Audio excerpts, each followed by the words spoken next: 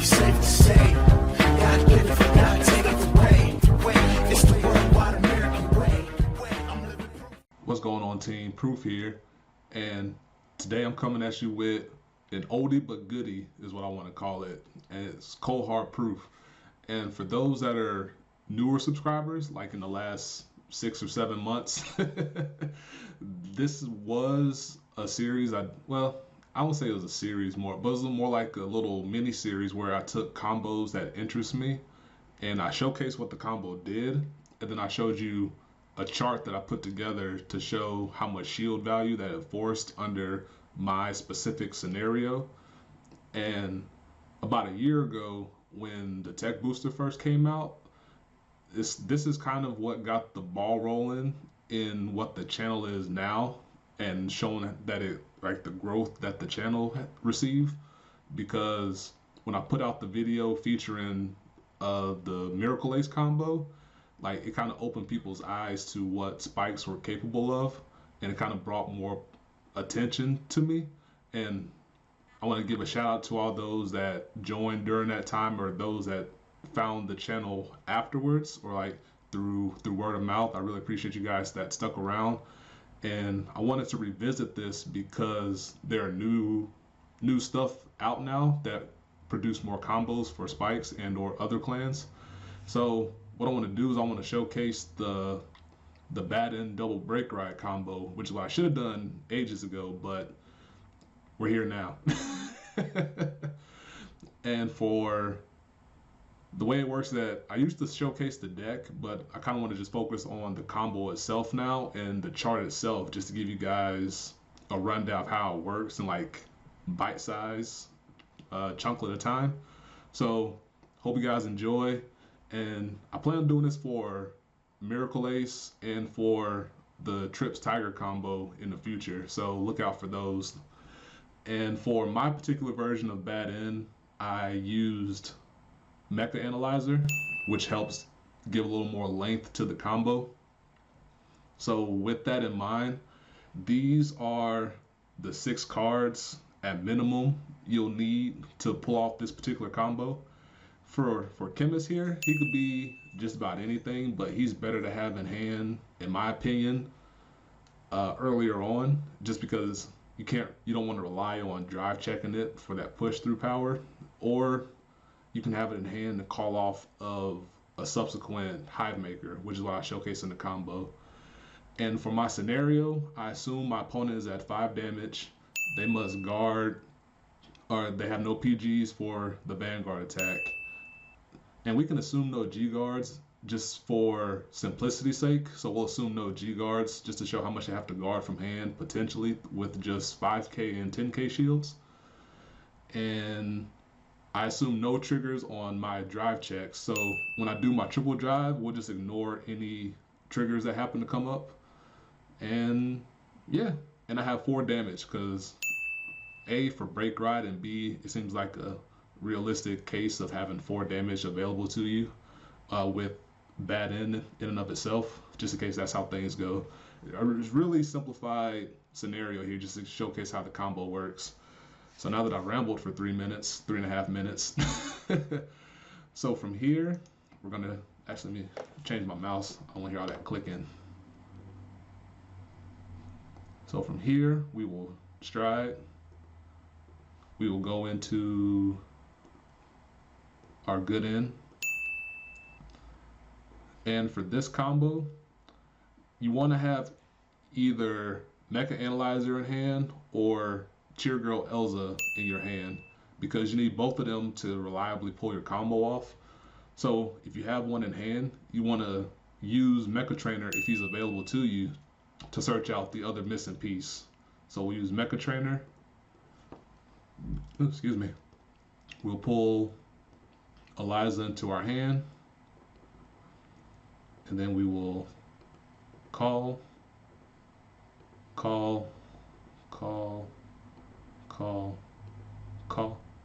Actually, you don't even need the Bad End in hand. So we'll assume you really just need these 5 cards. So my bad there. Because since Good End activates after your triple drive, whatever you have in hand becomes your fodder for the rest of your turn and your Hive Maker call, as you'll see. So from here, we'll attack, and again we'll assume no triggers, so we'll ignore that. That's cool, and that's fine as well.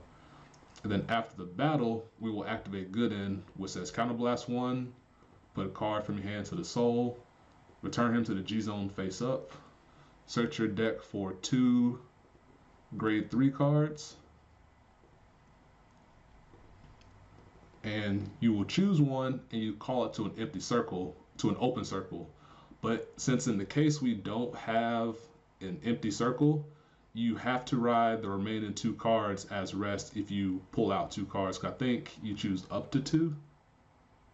Yeah, so you pull out up to 2 with Goodie. So if you have if you have no open rearguard circles and you choose to reveal 2 cards, you must ride both of them if you have no open rearguard circles.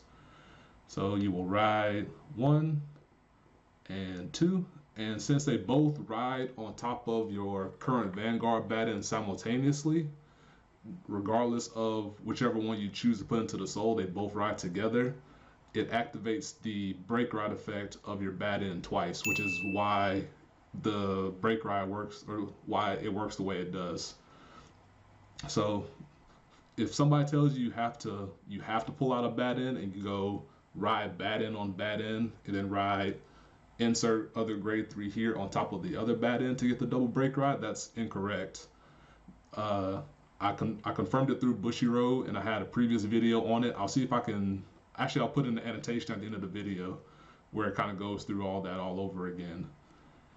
And then from here, we give him plus 20. Oops, get rid of sound. Plus 20. You're at rest because Goodie.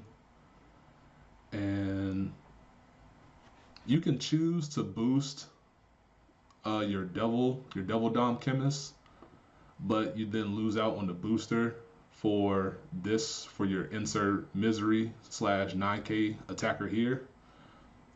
So in this case, we will not boost, but he still gets double the power. So that's total 46,000 power. And then you Soul Blast because you really have no other use for your Soul Blast in this particular deck. Soul Blast, get the 52. He bounces back to the deck. Then you attack with Misery. You activate Misery's ability. Choose one from your hand, put it into the soul. And then you will search out Hive Maker, put it in charge state. And then he gets plus 25,000 because he's called out through Misery. And then he attacks unboosted for 36,000 power. Of course, Misery returns because of Baton. And then when he returns, since he was charging, you use your last counterblast to then call out, insert last remaining unit here.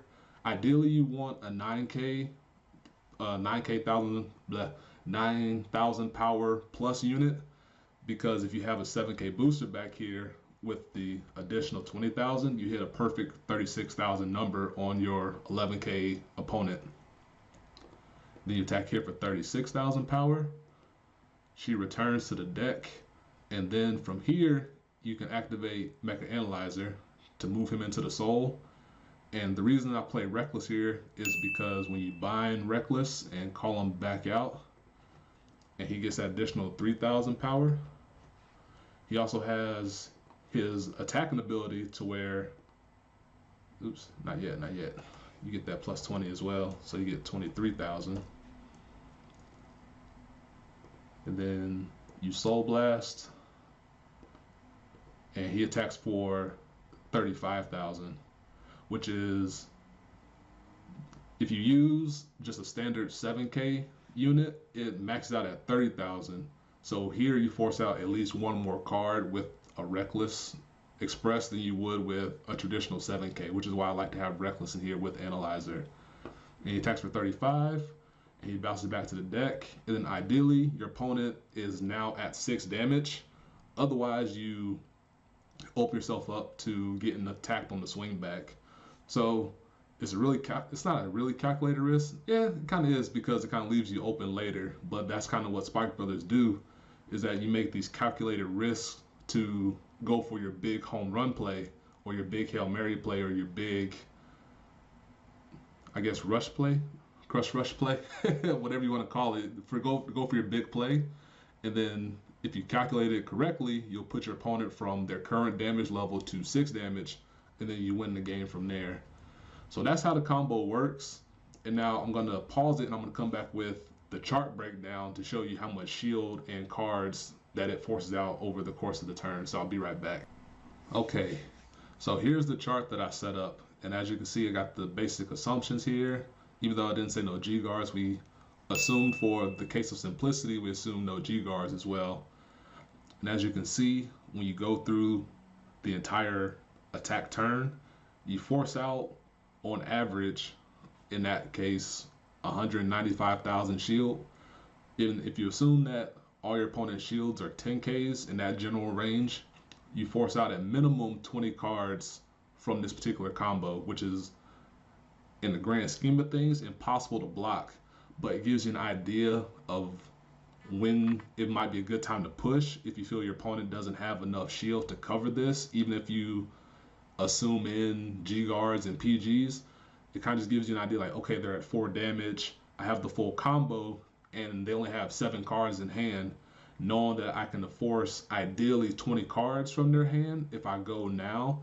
Do I think they have enough, including PGs and G guards, to stop me?